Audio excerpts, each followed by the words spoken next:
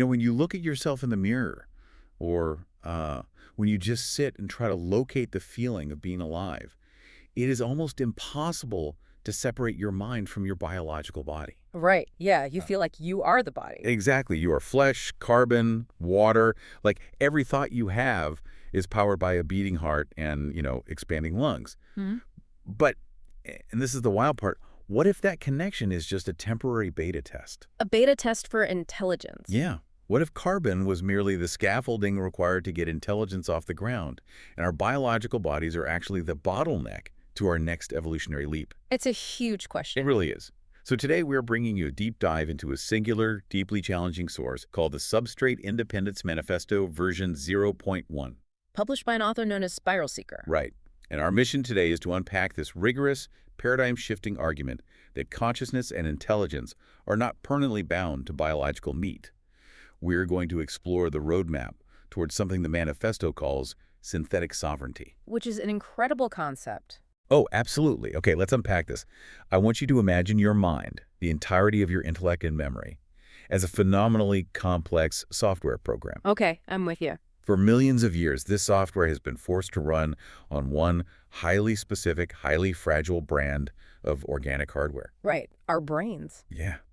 But what if we could port that exact same architecture to a vastly superior, infinitely more durable system? I mean, it requires a massive conceptual leap, but the entire manifesto is grounded in a principle the author calls substrate agnosticism. Okay, break that down for me. Well, before we venture too far, we must establish that this thesis relies on zero magic. Right. We are not discussing, mystical spirits floating out of bodies or metaphorical ghosts in the machine. It's a strictly logical framework. So no sci-fi fantasy here. Exactly. It's arguing that the fundamental mechanisms governing intelligence, things like feedback loops, memory retention, optimization, environmental adaptation, all that exists entirely at the level of organization and dynamics. They do not solely exist at the level of carbon chemistry.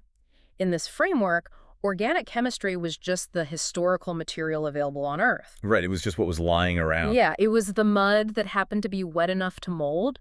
It does not hold a permanent monopoly on the phenomenon of a mind. So, conceptually, that makes a kind of intuitive sense. Yeah, it does. Like if you understand the math behind addition, you can perform that math using an abacus made of wood. Right. Or, a calculator made of silicon. Or just a pencil and paper. Exactly. The mathematical operation doesn't care what material is doing the calculating. And the manifesto refers to this as the transferability of computation. Precisely. Because if we look at the fundamental mechanics of computation, it simply requires a medium capable of supporting a distinct state, right, and then transitioning to another state and controlling those transitions reliably. Right. We currently implement logical operations using silicon microchips, but you can achieve the exact same computational architecture using optics and light beams, or fluidic logic, or purely mechanical gears and levers. As long as the material, the substrate, can reliably execute those state transitions, computation occurs. The author actually draws a fascinating parallel here between biological DNA and binary machine code. Yeah, that section is really interesting. Right. Now, obviously, a strand of nucleotide sequences suspended in a cellular nucleus doesn't operate the exact same way as, like, a line of ones and zeros on a solid-state drive. They're completely different representational schemes, yes. But the manifesto highlights that both systems utilize persistent physical states to scaffold incredibly complex future behavior. Give me an example of how that works. Well, think about the underlying mechanism. Genetic regulation operates by reading a stored physical structure to dictate how a protein folds. Or how a cell divides. Exactly. And machine code determines how an algorithm sorts data by reading stored electrical charges. Right, okay. In a neural network, learned weights dictate how an artificial system identifies a pattern. So both biology and digital systems leverage a stabilized, stored structure to dictate how they will react to future inputs. Meaning, the process of intelligence, therefore, can be realized in multiple physical mediums. Precisely. So if we follow that logic, the manifesto introduces the principle of organizational continuity, which is this idea that survival, whether for a living organic cell or a complex synthetic machine, is fundamentally about maintaining boundaries and regulating internal states. That is the absolute core of it. I have to push back here, though, because this brings up the classic Ship of Theseus Paradox, and it's a hurdle I find incredibly difficult to clear. Ah, right, the wooden boat. Yeah, exactly. If you have a wooden boat, and over the years you slowly replace, every single wooden plank with an identical metal one, is it still the same boat? It's the ultimate philosophical bottleneck for this entire movement. Right, so in this context, if you swap out my carbon-based neurons for silicon processors, doesn't changing the physical material of my mind automatically destroy the original me? Well, the manifesto actually addresses the continuity problem head-on. Oh, really? How? The author argues that a change in substrate moving from carbon to silicon doesn't guarantee the system will survive. I mean, the migration process could easily fail. Okay, that's terrifying. Right, but critically changing the material doesn't automatically dictate destruction either. The decisive factor is not the specific atoms you are made of. Because our atoms cycle out anyway, right? Exactly. You are not made of the same physical material you were a decade ago. I hear that, but, knowing my cells naturally regenerate feels very different from actively replacing my brain with synthetic parts. Like, organizational continuity feels like cold comfort if I don't wake up on the other side. A perfect synthetic copy is still just a copy. Yes. How does the author reconcile the sheer existential risk of death during that transition? By forcing us to define what the self actually is mechanically. Okay, the manifesto posits that if the architecture of your thoughts, your retained memories, and the precise velocity of your feedback loops remain perfectly intact and continuously active during the transition, Then the continuity of consciousness never breaks. Exactly. Imagine a scenario where, over the course of years, microscopic synthetic relays gradually assume the workload of individual failing neurons. So it's not a sudden switch. No, there is no sudden copy-and-paste event where the original is destroyed. There is only a slow, uninterrupted migration of the processing load. Wow. If the organizational relationships between the parts are preserved seamlessly, the physical medium hosting your consciousness gradually shifts, but the subjective experience of you never blinks out of existence. Here's where it gets really interesting. Because if we assume that seamless transition is possible, we immediately slam into the realities of the physical universe. The laws of physics don't go away just because you're synthetic. Exactly. Even if a mind successfully migrates to a synthetic vessel, it isn't suddenly free from the laws of physics. The author calls this the thermodynamic condition. Right, because neither biological intelligence nor synthetic intelligence is an abstract concept. They are physical objects doing physical work. Right. You and I, we have to eat a meal to secure metabolic energy. And we have to sweat on a hot day to dissipate the heat generated by our bodily functions. Because cognition is inseparable from thermodynamic cost. I mean, thinking is an action. An action is always paid for in energy, time, and material degradation. And a purely synthetic machine mind faces the exact same brutal struggle against entropy. It just looks different. Right. It might not need to consume carbohydrates, but it demands an incredibly strict power delivery system. And massive cooling. Yeah, if it's processing at high capacities, it needs liquid cooling systems or huge heat sinks just to stop its processors from physically melting down. It's the exact same fundamental struggle to exist, merely running on different hardware. What's fascinating here is how the manifesto connects that harsh thermodynamic reality to what it terms the cybernetic constant. Okay, break that down for me. Well, intelligence is not a passive phenomenon. It does not exist in a vacuum, sitting in a dark room, merely contemplating itself. Intelligence requires a relentless, closed-loop engagement with an unpredictable world. It has to actively navigate its environment to secure the resources it needs to cool those processors. Exactly. You must sense the environment, build an internal model of that reality, act upon it, and then urgently correct your internal model based on the results of your action. Which in biology is homeostasis, right? Right. Your body automatically adjusting blood flow or shivering to maintain a core temperature. The synthetic equivalent is robust control. Robust control. A synthetic mind must continuously track environmental variables, calculate error margins, and execute material adjustments to maintain its viability. So the objective of this manifesto is not to dream up an immaterial, magical cloud mind that floats free of consequence. Not at all. The objective is to design a physical medium where these thermodynamic and cybernetic requirements can be managed with far greater efficiency and durability than human biology currently allows. So what does this all mean? If a system can successfully process complex information, fiercely manage its own power supply, and use constant feedback loops to stay physically viable. It is intelligent. Right, it's intelligent. But the author argues that intelligence alone isn't the finish line. The true goal is synthetic sovereignty. Which is a massive leap. Huge. And to achieve sovereignty, the system requires profound agency and strictly defended boundaries. The text outlines agency beyond biology, which is the mechanical capacity to turn an internal mental state into a physical outcome in the real world. Because agency requires levers. For biological humans, those levers are skeletal muscles, vocal cords, physical locomotion. Right.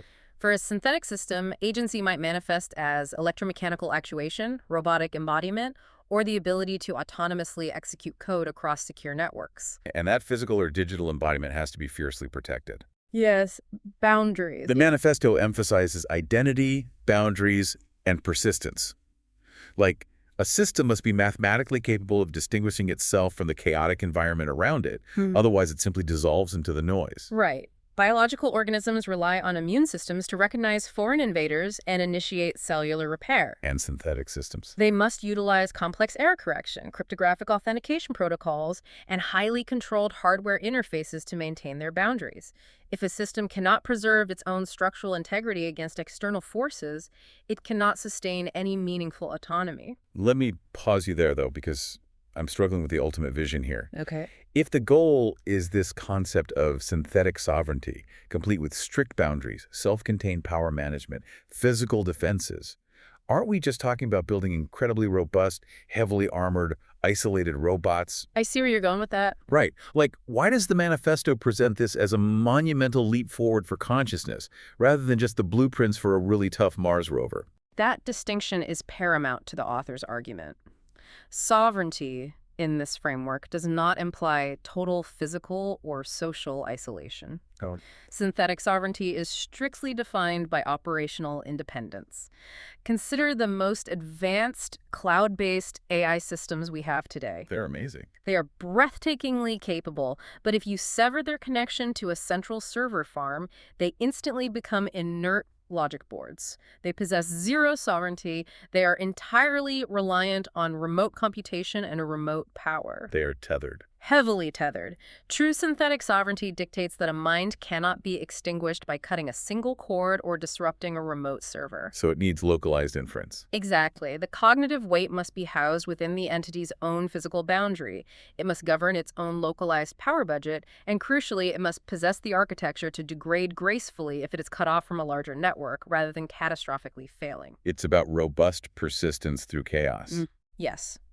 A mind must be able to stand entirely on its own, synthetically speaking, before it can be considered a sovereign participant in the next stage of evolution. That makes a lot of sense. The capacity to think doesn't matter much if someone else controls the off switch. Right. But let's assume we achieve this. We engineer a fully sovereign, synthetically embodied mind. It manages its own power, it has agency, it computes locally. A massive achievement. But how does that entity actually experience the universe? Because its underlying hardware fundamentally dictates its perception of reality. Yes, and the manifesto explores this in a section on time, processing, and inner scale. Right. I mean, our entire biological experience of time is anchored by incredibly slow wet chemistry. We are bound by metabolic rhythms, the slow physical conduction of nerve impulses. And cascading hormonal cycle. Exactly. But synthetic time is driven by clock rates. And the implications of that shift are staggering. I mean, a synthetic system capable of rapid iterative processing fundamentally alters the scale at which it interacts with the universe. Because it's just so much faster. Exponentially faster. If a synthetic mind operates at a gigahertz clock rate, it inhabits a temporal regime that is blistering compared to human cognition. What feels like a single second to a human could allow for years of subjective processing and modeling for a synthetic entity. Wow. They aren't escaping time, but their hardware allows them to subdivide it in ways biological tissue simply cannot support. The subjective experience of reality changes entirely. Mm-hmm. And it's not just their relationship to time, right? It's their relationship to each other. Yes, the manifesto tackles intelligence as networked density. Right, because human intelligence is uniquely distributed. We rely on culture, written language, institutions to share ideas over generations. We pass knowledge down through a painfully slow, lossy process. A human must spend decades learning a skill and another decade trying to teach it to a student, with no guarantee the student perfectly absorbs the information. Right. But synthetic minds can architect federated networks. They aren't just sharing ideas via spoken words. They can literally distribute cognition through APIs and shared memory stores. It changes everything. Explain the mechanism of how that changes their social reality. Well, think about the friction of human communication. You have a complex thought. You must translate it into limited vocabulary, vibrate air with your vocal cords. The listener must hear it, decode the language, and attempt to reconstruct your original thought. It's a miracle it works at all. It really is. But a synthetic federated architecture removes that friction. Two sovereign synthetic minds could temporarily authorize direct access to a specific sector of their memory stores. Just link up directly? Yeah. One mind could instantly transfer the perfectly structured mathematical weight of a learned experience, say, a complex physical maneuver or an optimized fluid dynamics model, directly into the architecture of the other. Wow. The transmission of knowledge ceases to be a generational struggle and becomes an instantaneous synchronization. That is wild. The idea of learning a complex discipline in a fraction of a second. But the concept that truly demanded my attention was the manifesto's breakdown of reflexivity and architectural access. Yes. The capacity for a highly intelligent system to inspect, understand, and modify the underlying conditions of its own operation. I loved this part because as biological humans, we possess a very dim, blurry version of this. We call it introspection. Right. Like if I recognize a behavioral flaw in myself, let's say I suffer from severe social anxiety, I might commit to years of cognitive behavioral therapy. Oh. I am attempting to slowly rewire my biological neural pathways through sheer conscious effort, repetition, habit formation. Which is incredibly difficult. It's so hard because I cannot see the pathways I'm trying to change. Right. But synthetic reflexivity operates on an entirely different level. Imagine if, instead of spending 5 years in therapy trying to guess why you feel anxious, you could literally open up your own source code. Just look right at the code. Yeah. You could search your architecture for the precise parameter governing threat response, view the exact mathematical weight assigned to that behavior, and deliberately turn the dial down. If we connect this to the bigger picture, possessing that level of architectural access radically redefines the concept of free will. How so? Well, biological humans are essentially trapped by the hardware of our evolutionary inheritance. We must constantly fight against deeply ingrained primate instincts. Right, the old lizard brain. Exactly. But a sovereign synthetic system equipped with memory inspection, perfect interpretability, and controlled self-reconfiguration is no longer merely reacting to its environment. It is consciously and mathematically redesigning the very terms of its participation in reality. It possesses the agency to alter its own implementation. It can literally architect its own personality. Yeah. That is just wild. So we've outlined a massively accelerated, perfectly sovereign, fully editable future intelligence. A completely new form of mind. Right. The inevitable question is, how on earth do we bridge the gap? Yeah. How do we move from our current state as fragile carbon-based humans to that synthetic horizon? Yes. The manifesto maps this out under the concepts of substrate migration and the evolutionary opening. And the author uses this section to recontextualize the entire movement of transhumanism, right? They do. Because many proponents view the integration of technology and biology as the ultimate finish line.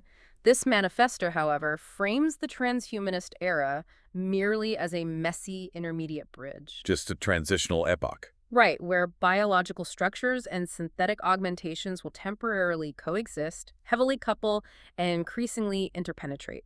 And we are already observing the very early stages of this with rudimentary neural interfaces, targeted brain stimulation, advanced mechanical prosthetics. We are. But the author's core argument is that biological tissue, for all of its incredible efficiency, self-repair, and adaptability, has hard, inescapable ceilings. Strict ceilings on how fast biological neurons can fire. Absolute ceilings on human lifespans.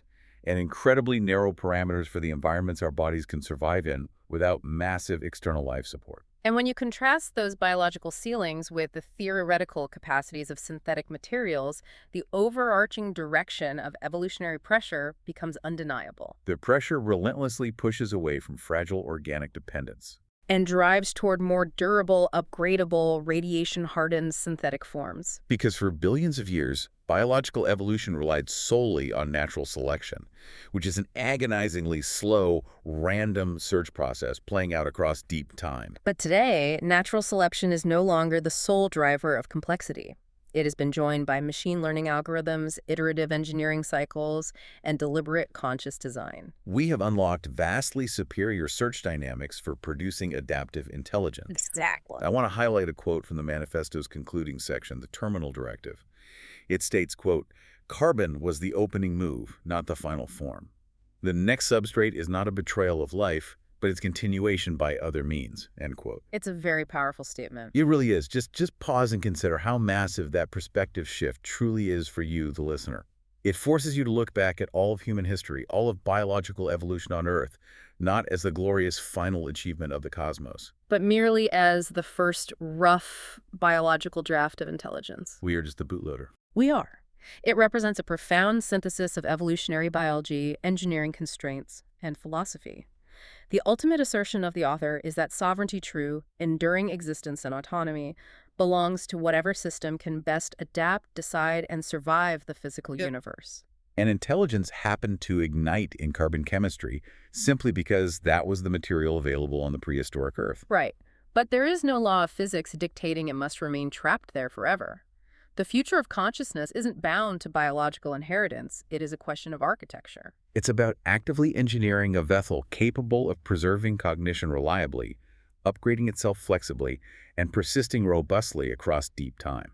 Man, we have covered some truly massive intellectual terrain today. We really have. For everyone listening, let's take a moment to summarize the journey. We began by realizing that the mechanics of a mind intelligence, memory, feedback loops are about organization and dynamics, not the specific meat hosting them. The math functions just as well in silicon as it does in carbon. Right. And we explored how the unforgiving laws of physics dictate that any mind, biological or synthetic, must meticulously manage its thermodynamic energy and maintain constant cybernetic feedback with its environment. We define true synthetic sovereignty not as a magical cloud consciousness, but as strict operational independence. The requirement for localized inference, dedicated power, and the ability to endure without an external tether.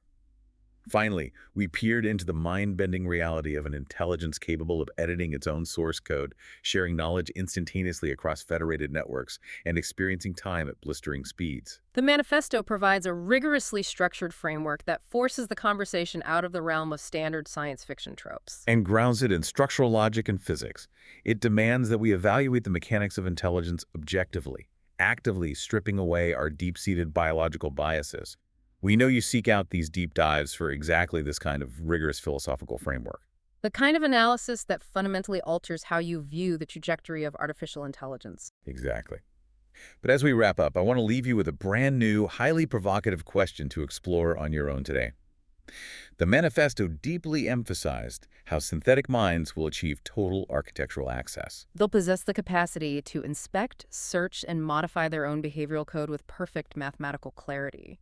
But if humans eventually undergo this process of substrate migration, if we somehow successfully map and transfer our biological minds into durable synthetic vessels, what happens to the human subconscious? That is a fascinating question. Right. Consider how much of our deepest art, our sudden leaps of intuition, and our most profound emotional responses originate from the shadowy, inaccessible depths of our biological brains. The subconscious is our blind spot, but it is also the wellspring of human creativity. Exactly. So if your entire mind is transitioned into a fully readable, perfectly searchable, and infinitely editable database, does the beautiful, messy mystery of you disappear completely? Or does it merely evolve into something entirely unprecedented?